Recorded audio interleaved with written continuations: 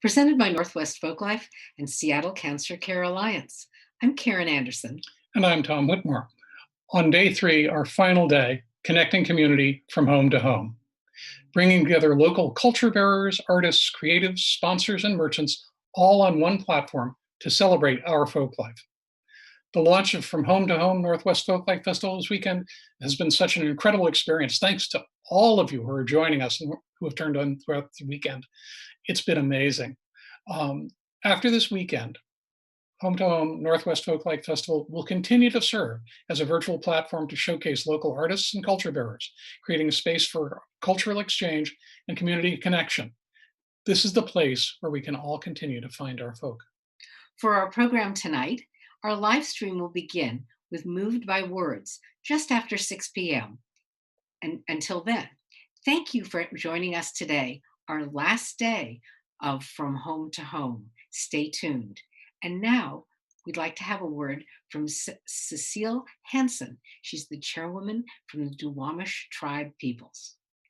Thank you for the invitation to extend a blessing and be a part of the opening of the Folklife 2020. It is my honor to represent the Duwamish tribe, the indigenous people of today at your gathering, here and today and all over the coming days. This is unusual as we are gathering, but let's use our minds and our visions to stand up and listen to the Great Spirit. Pray for their environment, pray for the cleansing, pray for the renewal of our Mother Earth, and most of all, pray for the strength to come together in prayer for the weeping earth and for the lost lives of these past months. Remember, we are folks who must respect life for all, and we will come together for the greatest folk life event ever. Amen.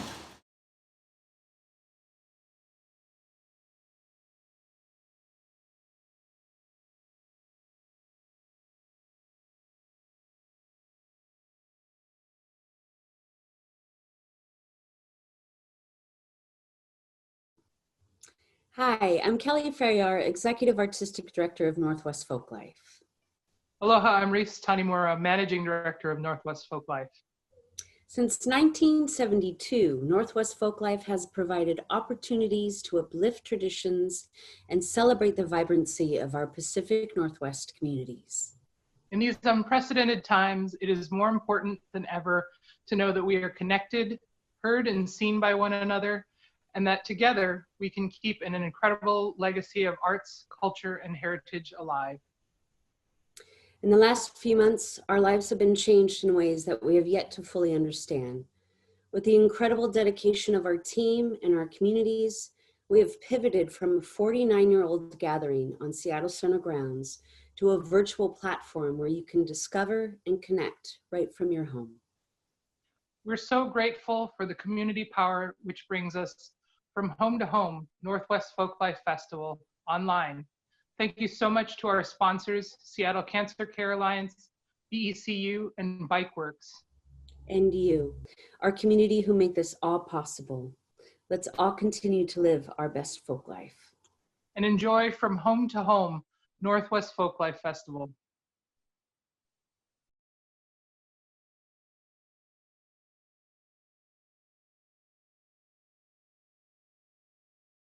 On this Memorial Day, we'd like to take a moment to honor those that have served our country. In this challenging and uncertain time, we thank those women and men who have served and thank our frontline workers who are continuing to keep us safe. We invite you to join us for a few moments of reflection, honoring fallen service members as we look back at some memories from years past.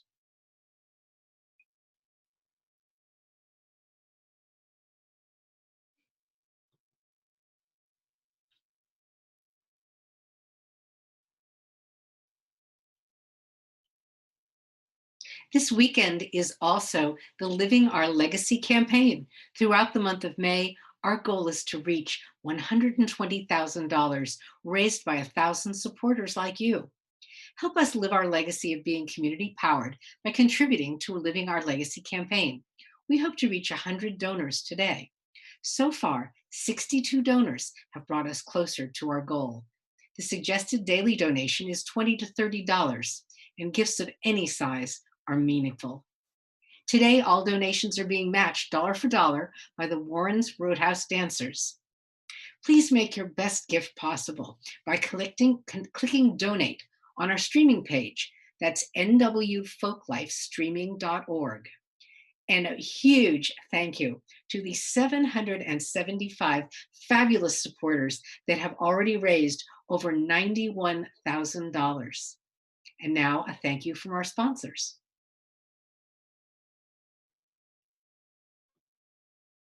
Oops.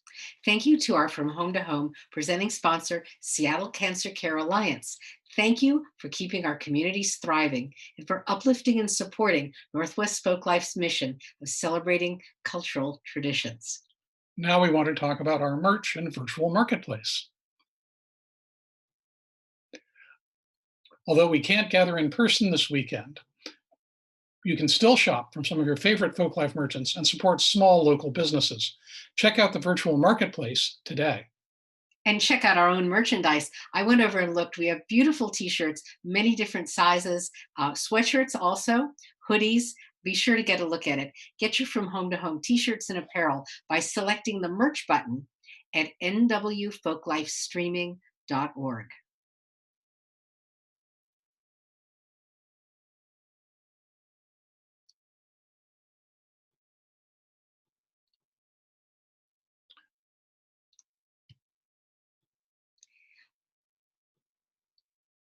Moved by Words, our guest tonight, is a project dedicated to uniting writers with writing communities.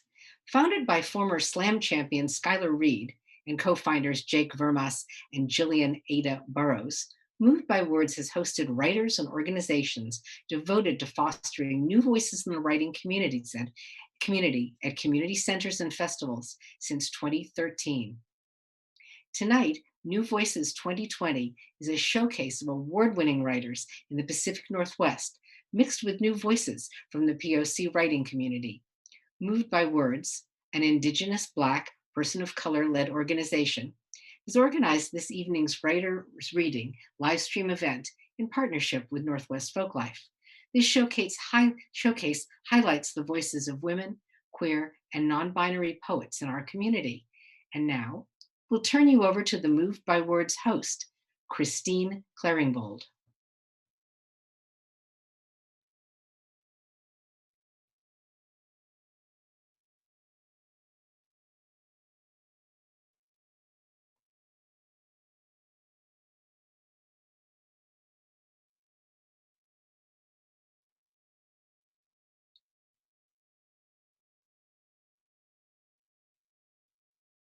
Christine, you are on in one. Okay. Hello, everyone. Thank you, Folklife. Wait, we're not live yet. Hold on just a second.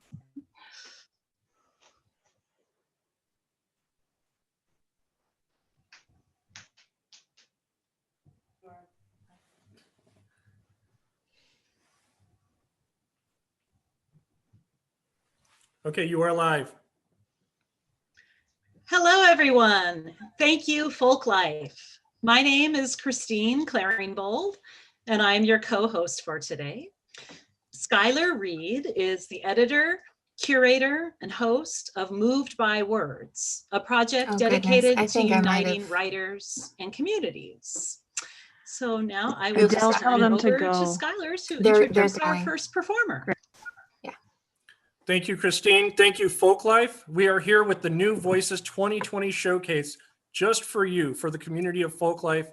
We put this together in partnership with Northwest Folklife, with White Noise Reading Series, the Northwest Native Writers Circle. Here with me is Sarah Marie Ortiz, Jake Vermas, and with the Native Arts and Culture Foundation, who gave us the idea and inspiration for this last year. I am pleased to present Miriam Imam Gabrielle, who's a poet, educator, and performer. Their book, Pink Volvo Blue Apocalypse, is forthcoming in 2020. I am proud to have Miriam as our first performer. Miriam? Thank you so much, Skylar and Christine, for holding. Thank you, Folklife. Thank you to everyone being here with us today. I want to offer words of inspiration that are not my own, actually. It's a meme that's been circulating online So from an Karen author and named Naguib Tom, Mahfouz.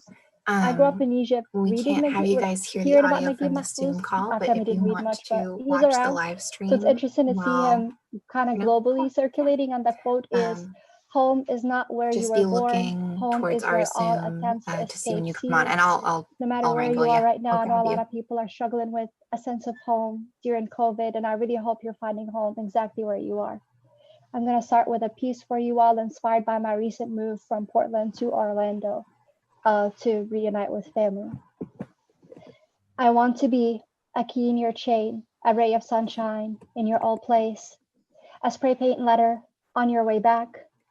I want to be the drink you had, the muddy steps you took, and the footprints, and the memory it spills. A word you spat in drunken stupor, a bitter word you swallowed became a silent tumor. I want to be the breath that heals you, the eyes that meet yours and melt your fears, a seismic root, a ride or die. I want to be your one night high. You know, I moved back to Orlando, Florida to quarantine with the word family is not enough for the slippage of tongue and ease of smells here. The word family is just enough for the pandemic-induced healing happening here. Patriarchy leaving cracks as it falls off my bone tender and his. It's like I've never seen him smile before, not with eyes that actually wrinkle like that. The disabled ex-cab driver, ex-military, ex-revolutionary, ex-fallah, ex-patriarch, neo-father. Well, my skin soaks once more in being so ubiquitously sticky and brown. Well, without the discomfort of Portland gaze, like they're not used to gold that touches their sight. They'll wanna shoo you off, ow, or wanna shoot into you, drink you up a shot, a fresh archive, shining vinyl, sample what one doesn't understand. Now we're all muffled in face masks, a muzzle, a promise, a mofo. I was quiet to reverse my life force. Proof is how your force never left a dent. I am alive and well. And when they dare, flood season stars with metal chains and bars and monitored walls. I want to riot deep in your palm, in your tight fist, in your spare heart. And when they got you, when you refuse to fall, I want to be your one call. I want to be more than a screen, a spell, that color you once read about, that gender, that smell. I'm flesh and silver spine, ancestral bone, silt of the stolen, board on patrol. I want to be borderless blood, not a mystery to be undone.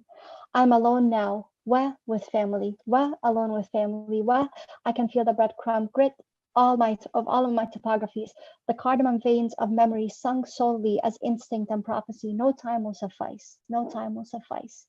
Thus, perhaps the timeline of virus is singularly screeching enough to clear the fog between white instinct and white history. White instinct, well, white history. It's so clear walking down a sticky street, Brown or Orlando, wa Palmetto, wa Cranes, wa Minas Ducks, wa Anna, remember Balfour Clear in the lake? Wa Anna, remember Sykes-Picot picket fence on a backyard? Wa Anna, remember when we first immigrated, the thunderstorm season mirroring the bomb season? Wa Anna, remember the dead quiet of content homes, a cradle palm in one hand, and in the fist, a mataqalat, detainment, jury labor, no trial, no soap, no memory. But I'm far here, and I'm finally walking thick, wahat, as if y'all walk with me. Ana cook wa clean, wa walk with legs stubby wide open, wa laugh louder than man was sanitized, blissful counting with whom I'd want to die. Wa Ana always knew how to cram ourselves in one bedroom, no tragedy. This futon fraught heaven family is good. Ana Ramadan, wa fast, wa who starved, wa the fridge is full, wa food stamps full, wa we relearn all the recipes and don't even make a big deal out of it. Molokhaya, duck from the store, bamia, mahshi, everything mahshi. Literally everything mahshi. Stuffed cabbage and it's mahshi. Stuffed grapes, stuffed peppers and it's mahshi. Takes forever to make that shit and still we mahshi.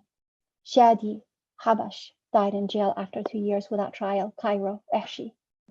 Mustafa Yunus epileptic shot in front of the hospital in front of his mother, Tel Aviv, Ehshi. Breonna Taylor EMT in a pandemic shot asleep in her house in not your land, America, Ehshi. Now that they know who's dying, it's no longer an emergency, Ihshi. Can a heart be the stuffed? And I want to say, I want a world where we can home, where we long grow. But all I want this round is to be a fly, so dignified in my short life that I can quake, that I can want, then rest my wings, knowing I fought. Baba reminds me how back in the day when folks ask about so-and-so who used to be a revolutionary, the wink wink way to say it was he's gone behind the sun. Prison is a silent scream of global white instinct, white history, borders and fences too. Wataban it is curable. Wataban we are black, brown, and white. Wataban we are gorgeous difference. Wataban we are violent difference, colonized and complicit and occasionally living.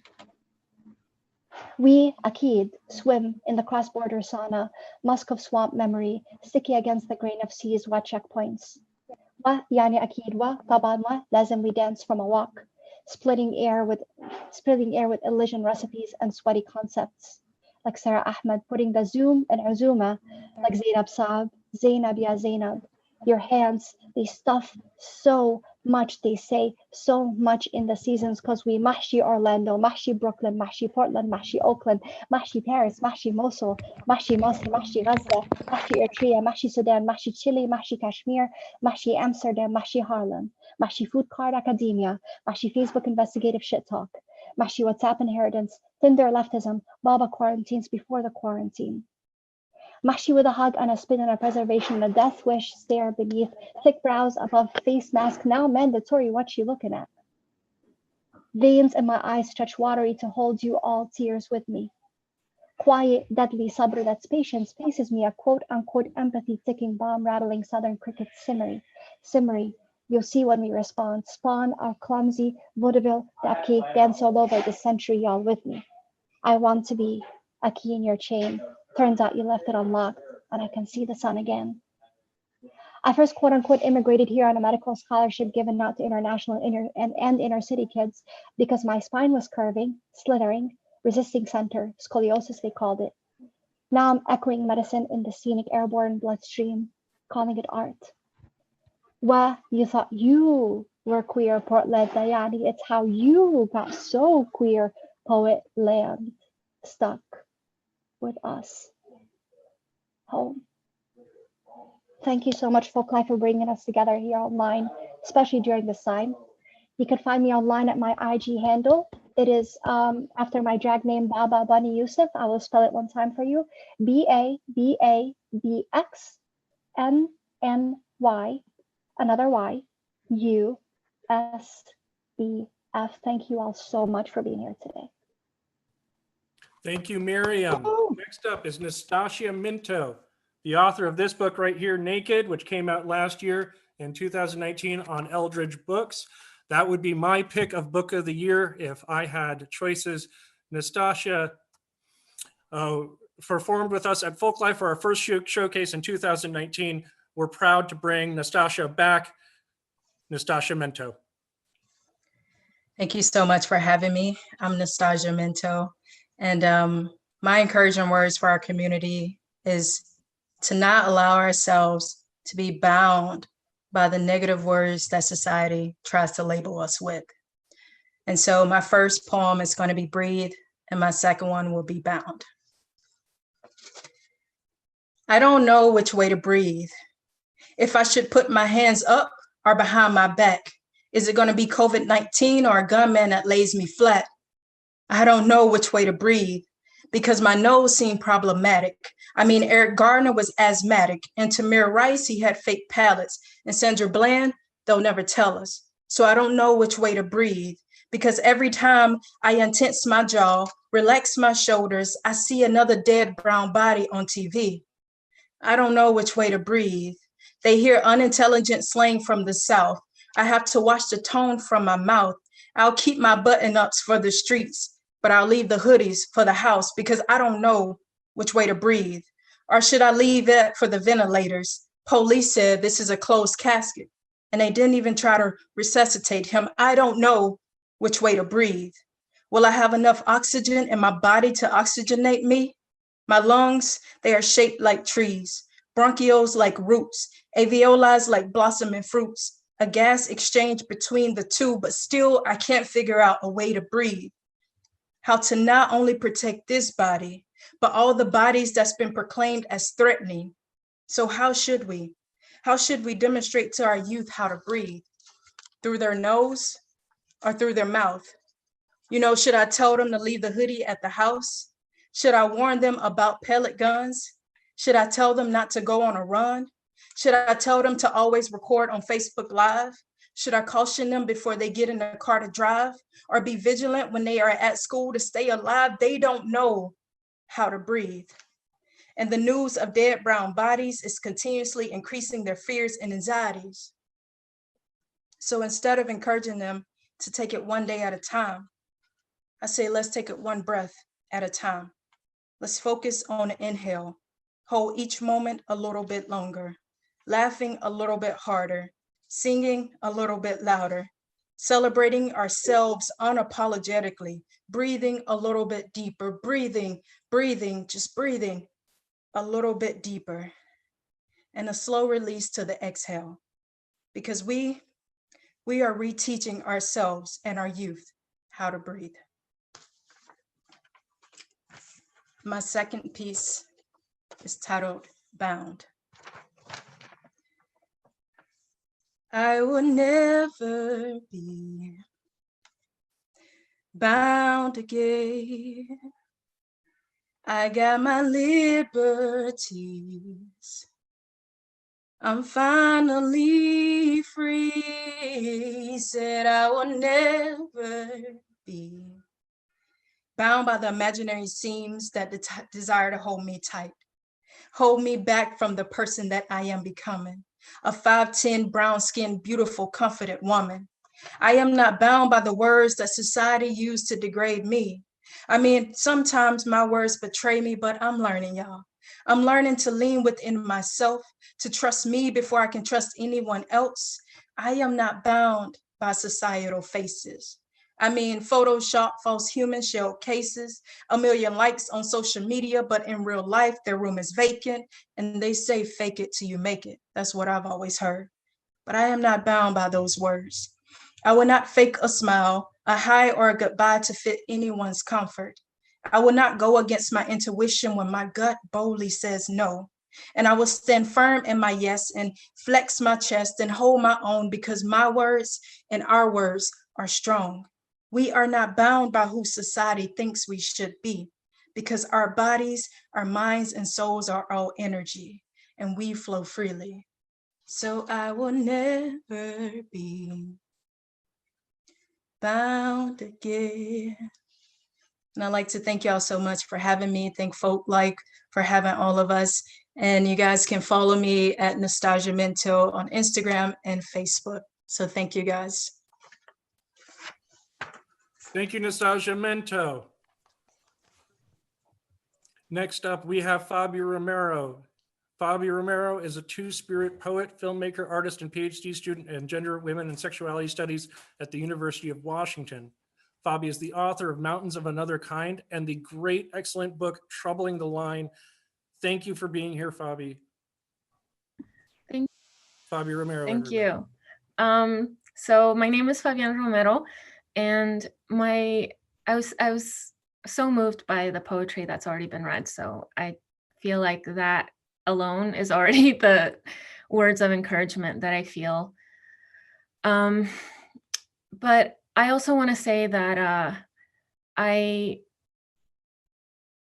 want us to remember what we have and to share what we can during this time, especially. And with that, actually, I will start my first poem. This is a poem that I wrote, oh man, it must have been maybe 10 years ago now. It's called We Can Be There for Each Other, and it feels like very relevant for today.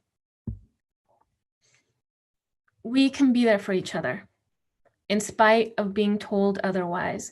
We don't have to fend for ourselves in this capitalistic world. We can be there for each other. 1, remember being a child and the challenges that came with being small and relying on others. This is our common ground in the reality of oppression. We were all once small. We were all once told to obey in some way. And although we are programmed to forget where we once came, our skin wrinkles will replay how age is our common thread of oppression. Meanwhile, in the in-between of youth and elder, our bodies remember. 2, deprioritize pride. Make your need to love greater than your need to be right. Choose solidarity over notoriety. 3, make room in your body for the uncomfortable. And if you hear it demanding for you to return to not seeing the truth, calm it with revolution stories of surviving. Survival stories of the people who you may know from your bloodline. They fought and some vowed to pass on to their kin story in hope to not repeat the horror of the past. That fight still makes you. Calm the uncomfortable with lullabies of hope songs. You are meant to liberate yourself from the programming of oppression and assist liberation struggles. Choose solidarity over notoriety. It is not your struggle always, but if it is your privilege, then see it as a responsibility to solidarity. 4, listen to the sadness and anger. Even if it means you do not understand, listen. Feel how the words sting the parts of your body that hold privilege like a prize. Feel how the words make your tensions rise, and see this as a sign of forgiving yourself for believing that liberation ever meant telling others how to make it comfortable for you. If we are in this together, we got to feel the sadness and anger and let it be as real as the love. 5, practice believing before denying. Practice believing. Go back to number 1, the time when we were children and believed what we were told because it was part of growing. Believe again. Hear people when they say that they are forgotten by their skin, their size, their disability, their undocumented status. They are forgotten. Believe them when they say that playing nice is just playing invisible, that our bodies are used to boost egos and prove supremacy. Believe them. Believe us. Believe me.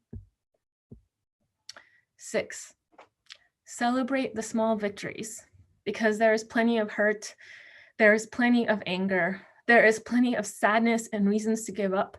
And if you placed hope on one side and reasons to give up on the other, you would have given up a long time ago. So celebrate your survival. Treat yourself like a gift. Stop the hope genocide. See yourself and your skin, your kin as enough. Replace hope scarcity with abundance. Remember that you pass your dreams to your kin, and if you don't believe, will we ever be free? 7, forgive yourself. Because using guilt to motivate change only works for so long, and healing begins with forgiveness. 8, choose solidarity over notoriety. Being there for each other shouldn't require fame or awards. Think of the work that goes unnoticed, the people whose work is underpaid or devalued. Choose solidarity over notoriety. 9, identify with privileges in the same passion as your oppressions. I'll say that one again. Identify with privileges in the same passion as your oppressions. Hold on to them for the learning and opportunities they have for you to create change.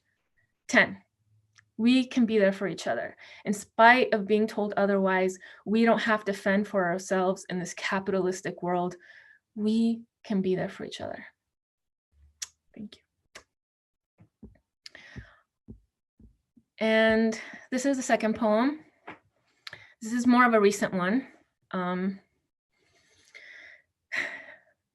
Did I wake the running river inside of you? I once rejected the running river inside of me. It spoke in images of mango trees, caterpillars, colored ribbon and long hair, pottery, embroidery, maíz, nopales, flores, Anatapu, Enandi, Eroxa, Ishiskuta, Paracata. It spoke 4 languages: the language of those who made me, Purepecha, the language of those who we were told we were in the process of becoming, Spanish, the language of those who we would become if we were bodies rather than marked flesh, English, and embodied knowledge, the language of us all. Here's what it said. Authenticity is a settler imaginary. It was created as a tool of destruction.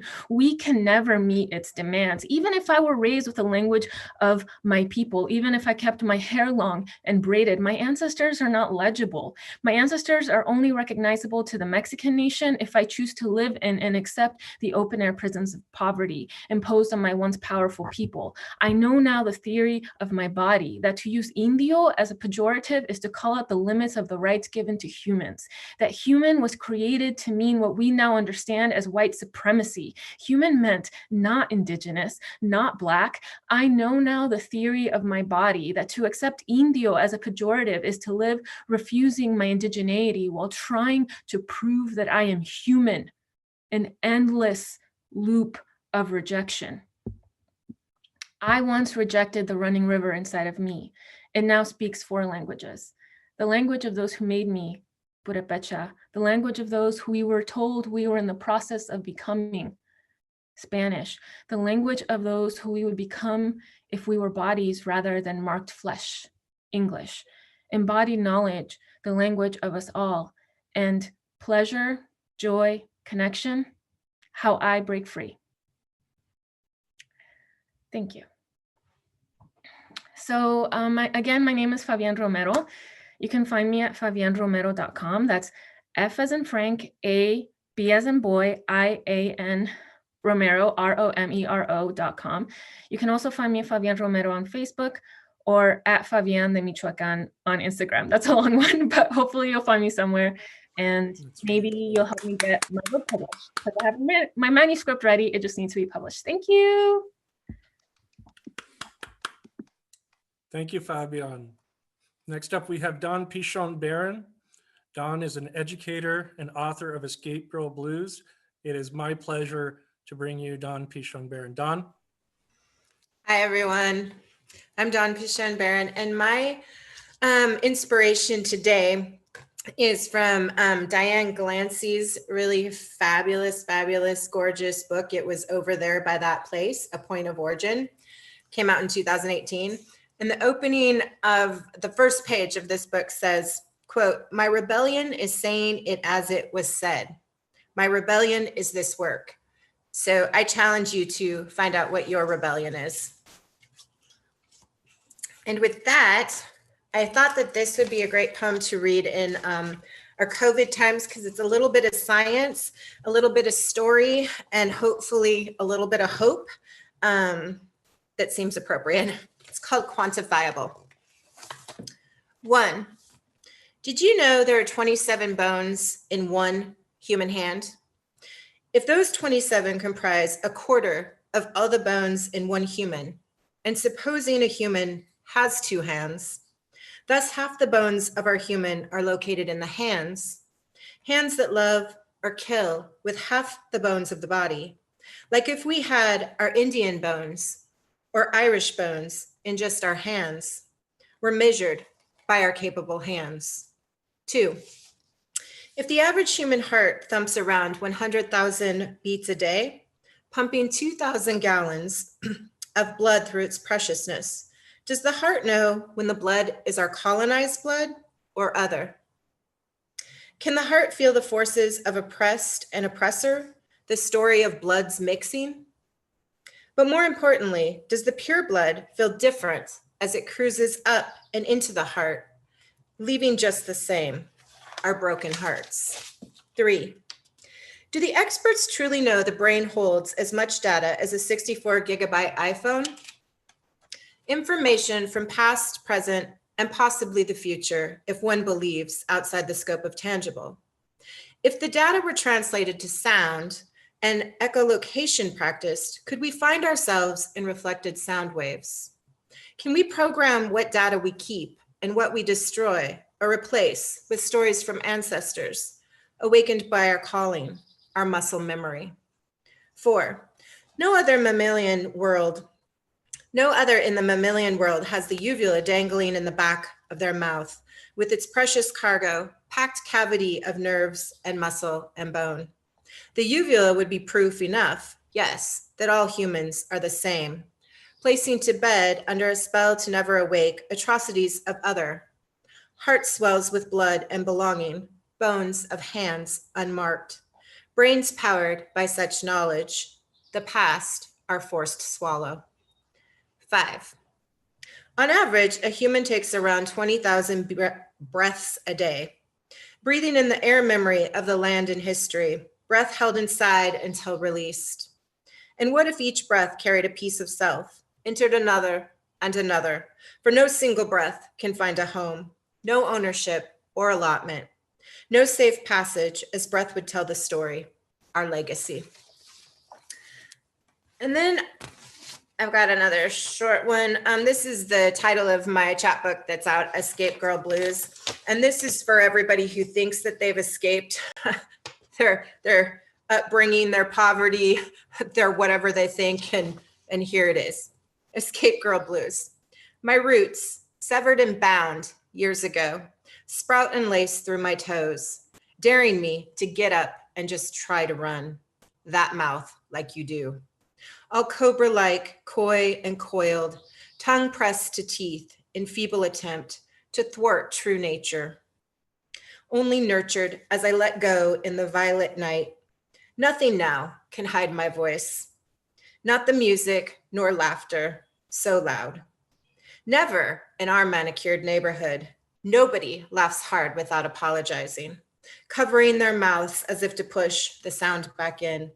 Retreat into the turtle shell of safety and a status quo I wasn't born to practice. And so the fight within continues as my words red hot and unfiltered strike. My hand never comes close to my mouth. And I want to say a heartfelt and hands raised thank you to my fellow moved by worders, and Skylar and Folklife. Thank you. This is awesome. I can be reached at dawnpichonbaron.com, Twitter at Pigeon Girls Got, and Insta at Pigeon Girl. Thanks so much. Absolutely amazing. Thank you so much, Dawn Pichon Baron.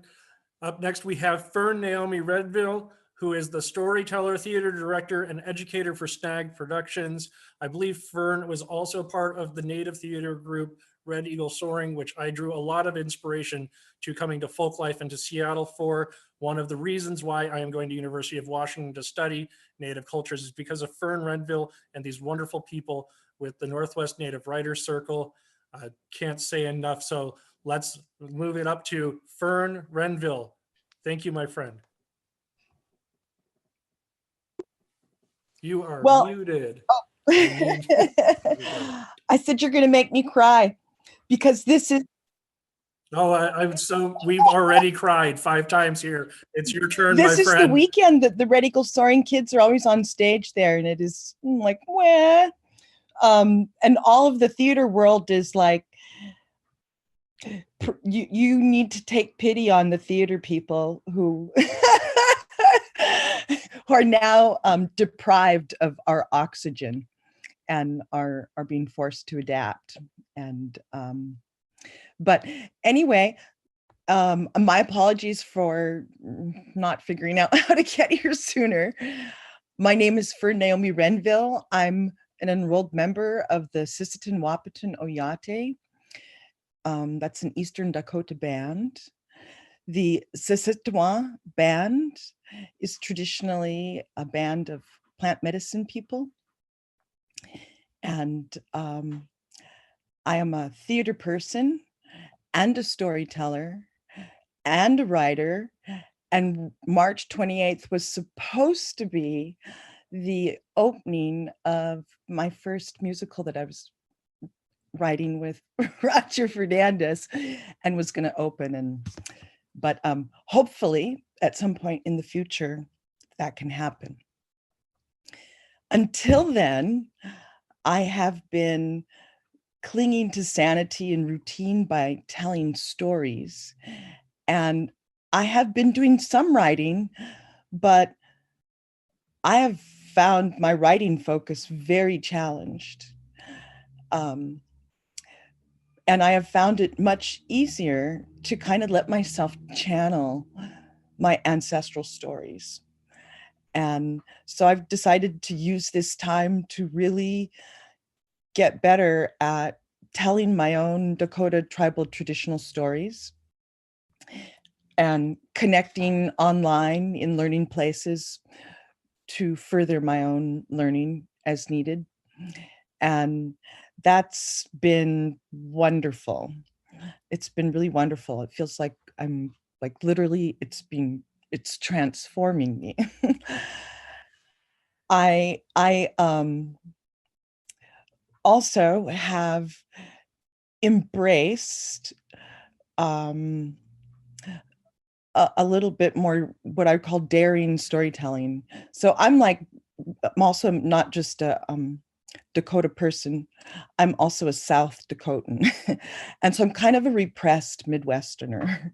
And I learned to tell the versions of our traditional stories that were kind of sanitized. Um, I'm echoing.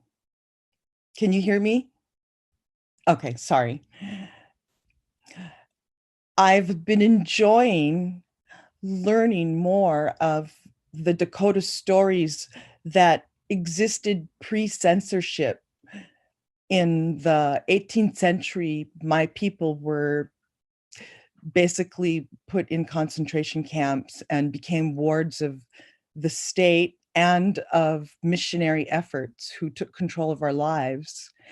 And we weren't allowed to tell our traditional stories in quite the old forms because they were considered obscene or judged by some very settler aesthetics that were baffled by these perverse stories of these strange characters. And so I am in particular enjoying telling those stories. And so I'm going to turn this over now to Iktomi. Iktomi is a trickster. Iktomi, as you know, once lived in the sky world and was favored, but maneuvered for more power and fell down to earth. Kind of funny how familiar that sounds, huh? Well, down here on earth, Iktomi was always up to something. And Iktomi is a trickster who teaches us not by good example, but by bad example. So this is a story that is told by the One Road family in Sisseton. And I'm trying not to laugh too hard while I tell it. My partner, Roger, who's also a storyteller, calls this Brokeback Bunny. A long time ago, Iktomi and his friend Mashdinsha were traveling. They were traveling together looking for food when night fell and they decided to make camp for the evening. The two friends made camp by a lovely little river and got all settled on their robes for the evening. Mashdinsha the rabbit was just starting to drift off to sleep when Iktomi leaned over and said into his ears, "Mashdinsha, I would like to have relations with you." Well, Mashdinsha said, "I would like to have relations with you first." Iktomi said, "Oh, no, no, no, no. I'd like to go first." Mashdinsha said, "No, I'm the guest. I should be allowed to go first." Iktomi decided that perhaps he should compromise. "All right, you can go first." And then Mashdinsha had relations with Iktomi. Now, when Mashdinsha finished, he leapt off quickly and away and bounded away laughing hilariously. Oh, he was enjoying his joke on Iktomi. Well, Iktomi felt humiliated, but he was sleepy. What could he do? He just went to sleep. Now, the next morning, Iktomi woke up and continued on his journey looking for food. He continued on his journey until he started to experience stomach pain. Iktomi's belly started to ache, and he wondered if he had to go poop. That's what it felt like. So Iktomi leaned down and squatted so that he could relieve himself. Well, imagine his surprise when not a poop, but a little bunny came shooting out of his rear end and ran away. Well, Iktomi said, "Come back, my child, come back." Sorry. "Come back, my child." But the bunny didn't listen and bounded away. Well, Iktomi was confounded and angry, but he continued on his way until his belly started to ache again. Once again, he squatted down. Once again, he felt like he was going to have a number 2. Once again, a little bunny popped out and bounded away so fast that Iktomi could not catch it. Well, Iktomi started to get very irate. And here's where the story does get a little weird. Iktomi says, those bunnies would be tasty. I'm going to catch that next one and cook it.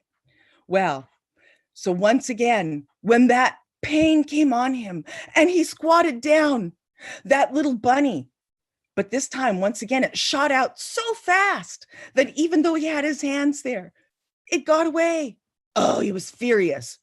Now Iktomi decided, okay, next time I've got a plan. And he continued on until the pain took his belly again and he had to squat. This time he took off his robe. Now Iktomi had a robe that he really loved and he was quite vain about and proud of. It was made of raccoon skin. Iktomi took this robe and he put it on like a diaper. He wrapped it around his rear end like a diaper. Okay, this time when that rabbit comes out, I'm going to catch it and then I'm going to eat it. Well, so that's exactly what happened. When Iktomi had this pain and he was squatting and this raccoon skin robe was wrapped tightly around his middle like a diaper.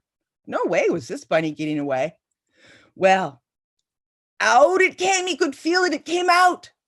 He grabbed it and it was in the robe. He got it. He had it. He had it. Oh, he took that bundle. He took the bundle and he took a stick and he started beating it. I'm going to beat it to death, he said. And he started to beat that bundle. And when he was sure that little baby bunny was dead, he opened up his robe. Guess what he found in there? A piece of poop that he'd just smashed all over the inside of his robe with his stick. Oh, man.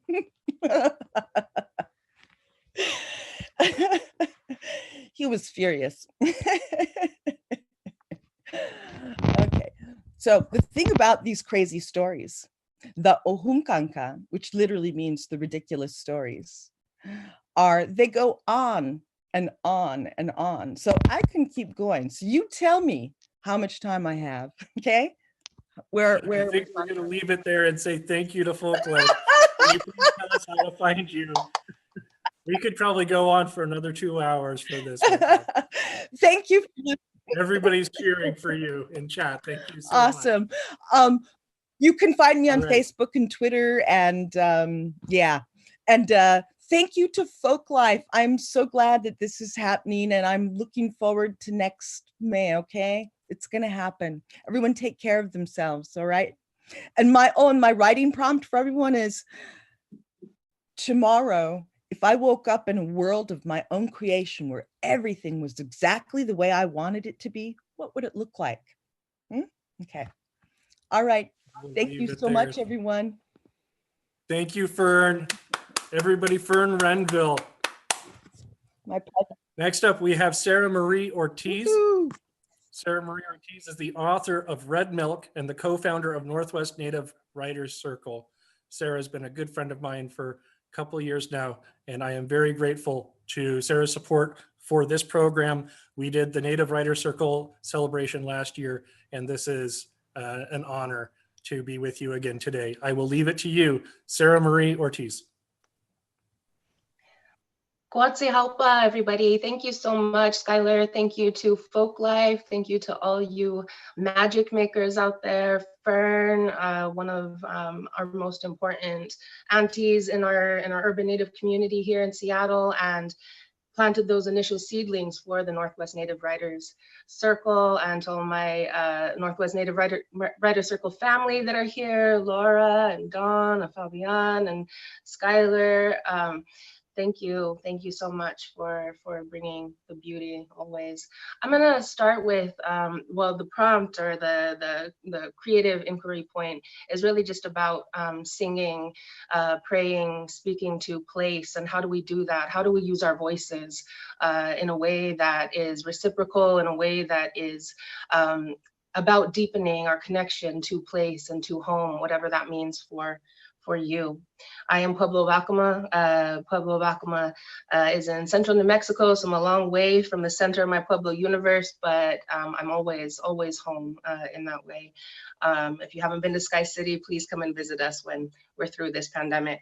I'm actually going to start with a piece that's not my own. I wanted to share a piece by a former professor at my alma mater, the Institute of American Indian Arts, and some of you may be familiar with her. She's a beautiful, beautiful poet, a Chinese-American poet by the name of May May Bersenbrugge.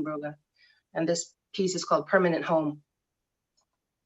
1, I seek a permanent home, but the structure has an appearance of indifferent compoundedness and isolation, heading toward hopelessness. The boy pulls an animal on a leash.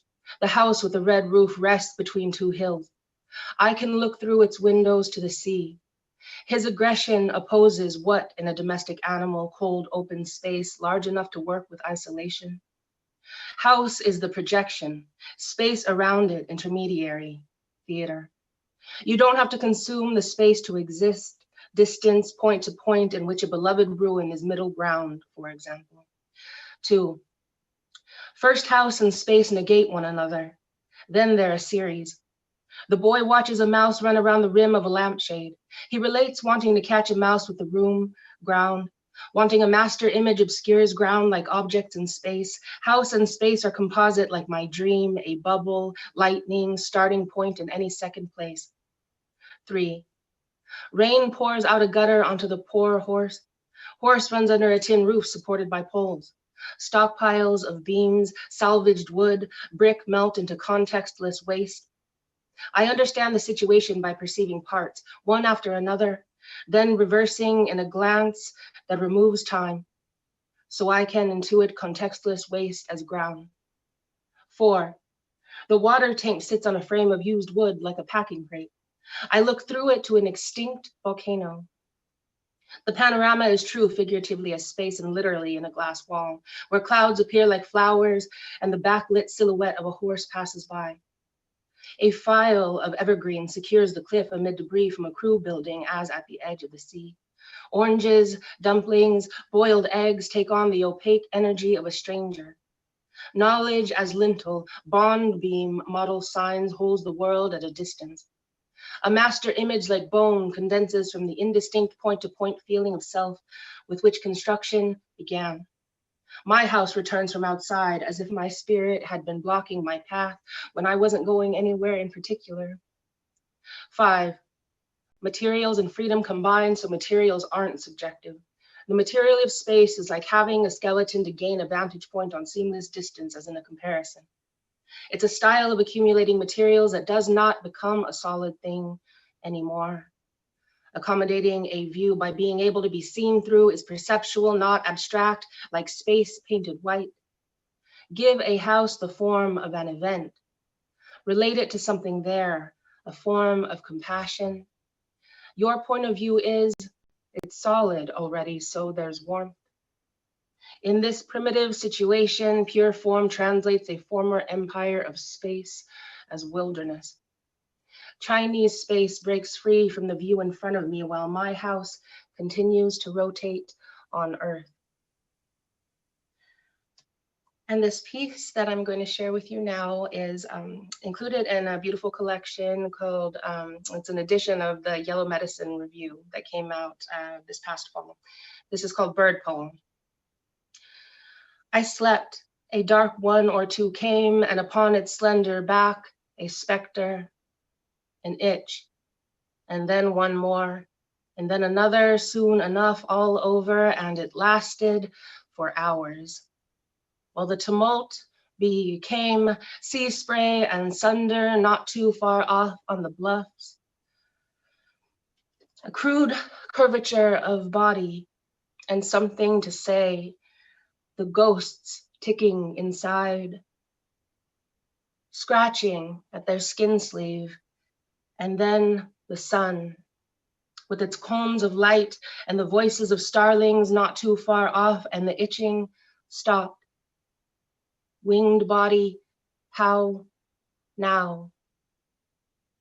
And I'm gonna leave it at that for the sake of time, but thank you so much once again, to all my relatives, all my family out there, my writer family and all, love you. Thank you, Skylar. Sarah Marie Ortiz. Thank you, my friend. Next up, we have Mr. Robert Lashley from Tacoma, Washington, currently residing in Bellevue. Robert is the author of Up South and is a Jack Straw Cultural Trust Fellow and my dear friend. Please put a warm Folklife welcome together for Robert Lashley. It's your mic, my friend.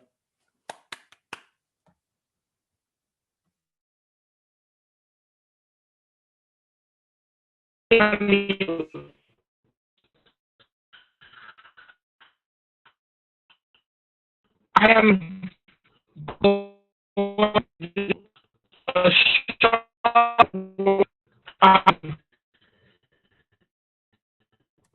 You are glitching. I'm so sorry. Let's try this one more time. I'm very glad to be here. And fighting complications from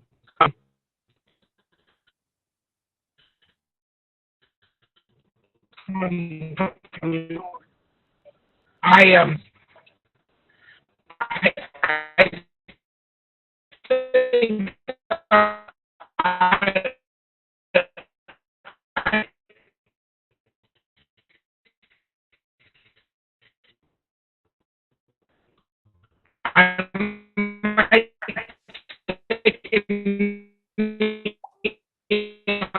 Okay, we're going to move it to Michelle Ruiz Kiel. I'm sorry, Robert, we're glitching out on you. Michelle Ruiz Kiel is the author of All of Us with Wings and the host of the reading series in Portland that brings folklore and folklife to life. So Michelle Ruiz Kiel. my computer is a little messed up, so I might just pass it on. Can you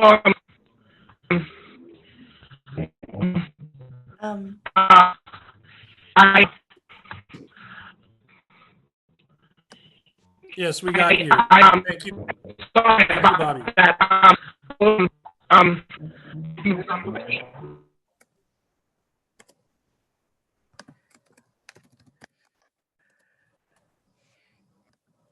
Okay. All right, thank you. I apologize. We're having some technical difficulties there.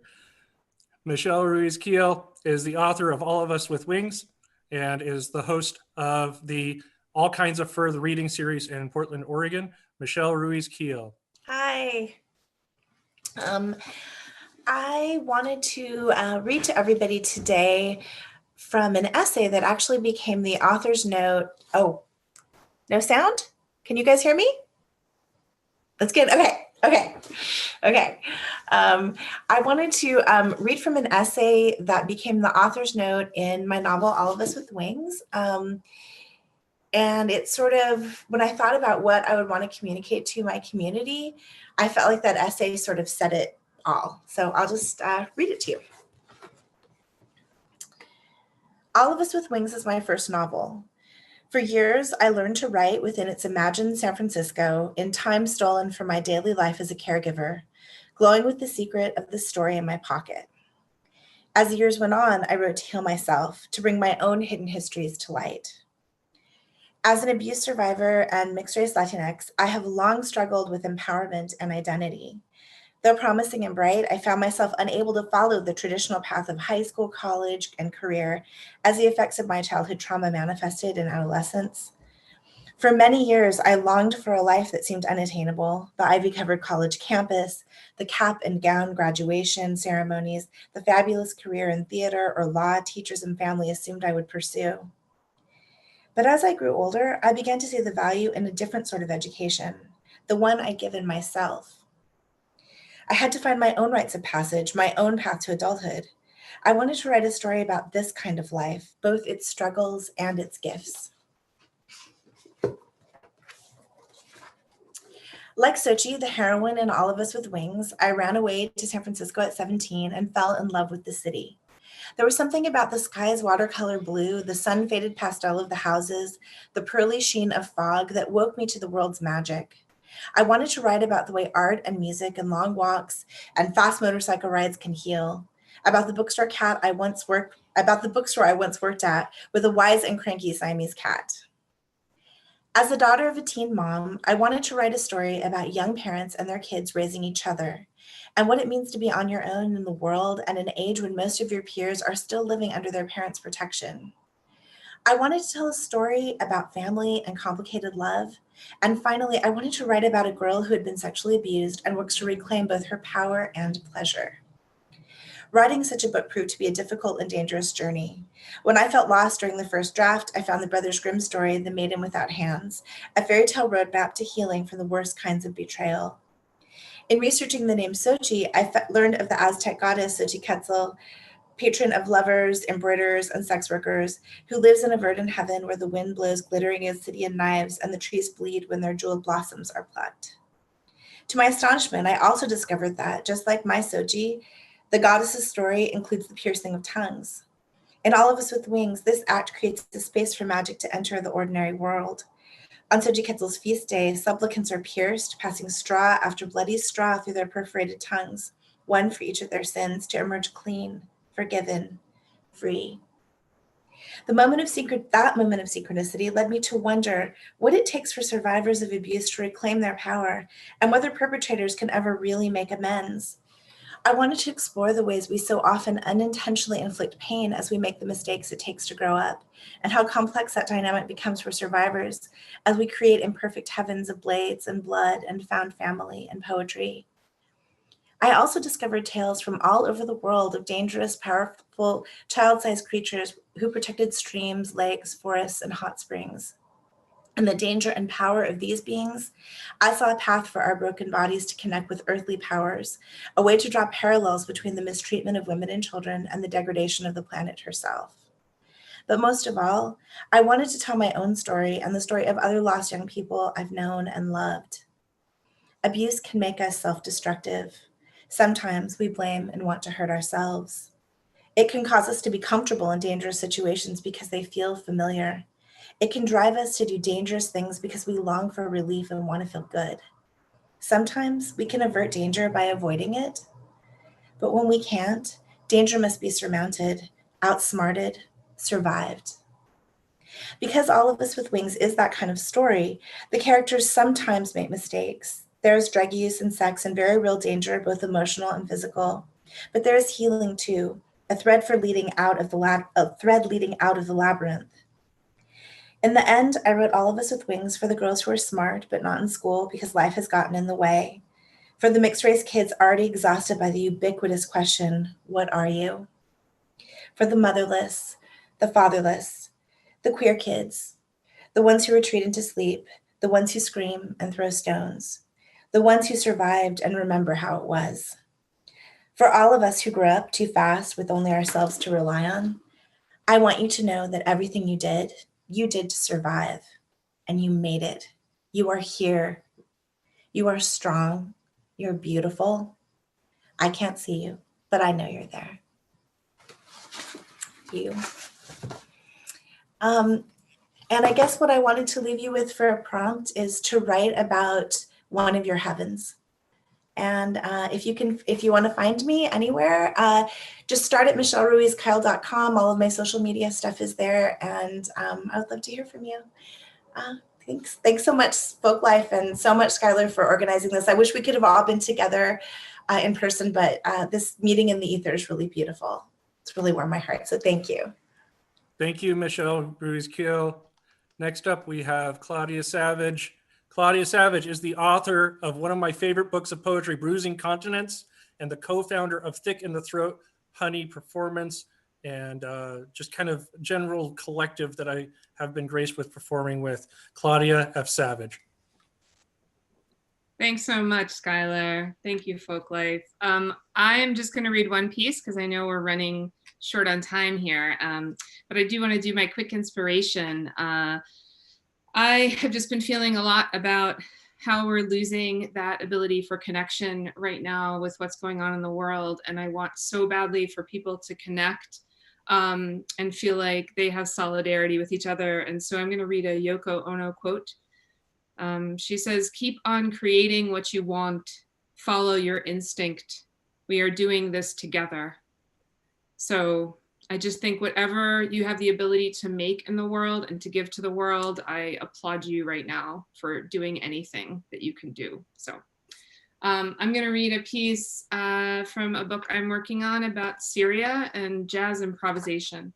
There's a bit of Macbeth in here, which also unfortunately feels appropriate at the current moment. So this is called "More Are Welcome Than Can Fit Inside." Sound and fury signify nothing but air yielding to din of skin, the color of mammal milk. This night we forget to right our ears as they commune with skull. No lull for this wash of shell. Close eyes. Suffering evaporates in snare, spirit stare, not heart, not eyes. The witch's brew consisted of Jew, the same as toad, dog, frog, wolf. And I am an animal sometimes, always. All of us are. Swept away by thunder or bass, light through the window in afternoon, pale as lace, though it is always your face, an open door to the street. Quiet, I'm dreaming. A country. Let me dream a country.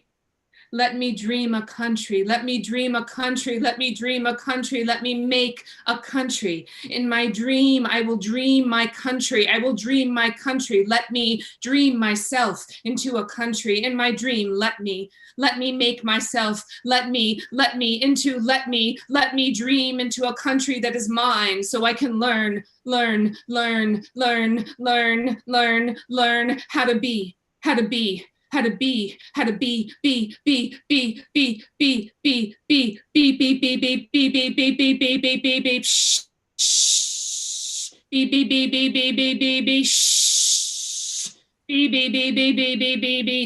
Someone who reads sacred texts, someone who reads missives in order to dismiss their assumed place on this earth, this tent, this dirt of another country, not my dirt. Still it creases the skin, sinks into the place we're in. I didn't dream someone who adds one Lebanese to one Syrian, one Greek to one Turk, to one Syrian, to one Jordanian, to one Syrian, to get a new someone who multiplies a country into a country, someone who adds rubble to rubble, to rubble, to rubble, to dust, to dust, to dust, someone who mingles harp, drum, oud, bell, to bomb, bird, thirst, blue, to blood, to blood, to blood, to blood, to blood, to blood, to blood, add blood, to blood, to blood, to blood, add blood, add blood, add blood, add blood, and get country. Thank you. I will, you can find me. Thank you, Folklife. Thank you, Skylar, and Jake, and Sarah. Thank you all so much. You can find me at ClaudiaFSavage, you can .com, and also Thick in the Throat Honey, which amusingly you can find when you do internet searches. That's my handle for Instagram, but also you can find cures for phlegm, which maybe you need at this time as well, like honey, I'm not sure. So we all need to be cleared out today. Thank you for setting a full emotional cleanse there. Thank you, Claudia F. Savage. Next up, it is my extreme pleasure and very great honor to present to you Laura Day. Laura Day is the author of Instruments of True Measure, a gallerist and artist extraordinaire. I have had the pleasure of reading with Laura at Bellevue College. A special shout out to Natalie A. Martinez, who I owe a debt of gratitude for hosting us at the Bellevue College. Laura is also the Washington State Book Award winner for poetry this year. And I just want to say that Native writers and Native women and Native people, queer people of color, are the future for our communities. Here is Laura Day. All right. Good evening. Nyahweh to everybody for your really incredible, beautiful gifts here tonight. Thank you so much to Skylar, to Christine and the organizers, to Folklife. I think what I'd like to do is I'm going to be mindful of time, and I have a poem that I really wanted to read tonight. That you all have brought me such comfort and feeling of community. So I'm going to read this poem. It's called River City. And I'm hoping that it does touch on some of those themes of confusion and comfort and honor. River City. Grasping for the home sense of the river city, I become increasingly enthralled with the heavenly city.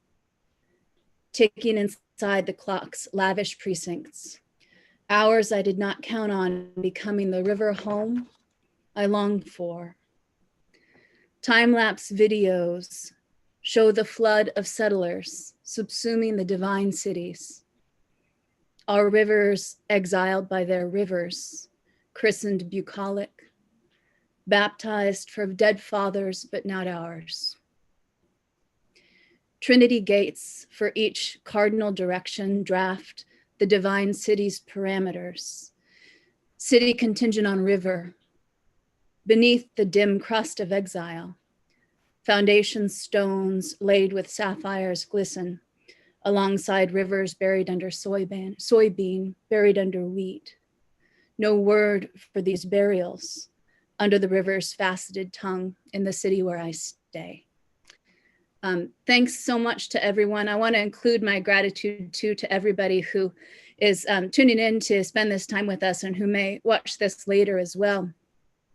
And because I didn't begin with a prompt, one thing that I would like to share for all the creatives out here is the work that you share with the world. I think it has this twofold beauty to it because you share this story, this image, or this song, but you're also sharing a possibility for all the young people, all the people in your community who are looking at you for a doorway to what they can become to. So thank you so much. Thank you, Laura Day. Thank you, Christine Claringbold from the Verbal Slam Dancing and Freeform Portland. Thank you, Jake Vermoss from White Noise Reader Series. Thank you, Sarah Marie Ortiz from Northwest Native Writing Circle for your encouragement. And thank you very much to both the Native Arts and Cultures Foundation, who gave us this inspiration for this community gathering a year ago in honor of our second time US Poet Laureate, Joy Harjo, who just gives us a whole lot of inspiration. Thank you to Laura for being the kind, very considerate poet that we have for today. Thank you to Michelle Ruiz-Keel, and thank you to Claudia F. Savage, and thank you, Folklife. If we can have a gallery of all of us, we would all love to say thank you to Folklife now. Can we do that? All right, everybody, mics off. Let's say thank you to Folklife in 3, 2, 1. Thank you, Folklife. Thank you, Folklife. Thank you, Folklife.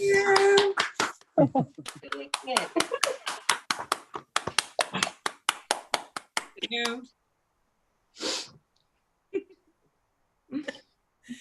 Can we mute now? Well, it was an honor.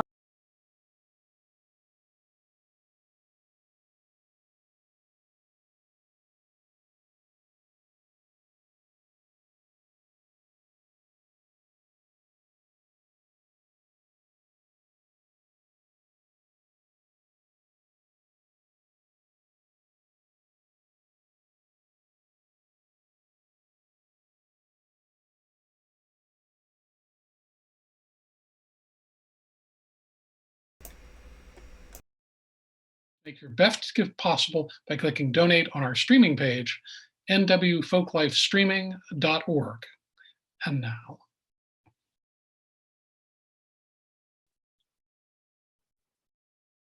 We are absolutely delighted to introduce